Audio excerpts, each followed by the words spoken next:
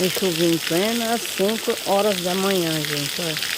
Impossibilitando a saída de casa para ir trabalhar.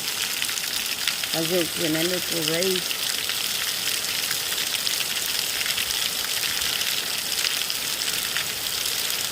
Impossibilitada a gente ir trabalhar, é isso.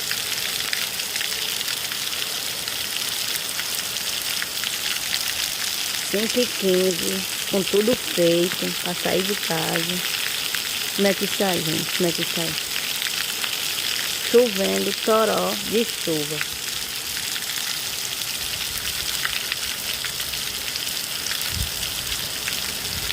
Impossível, né?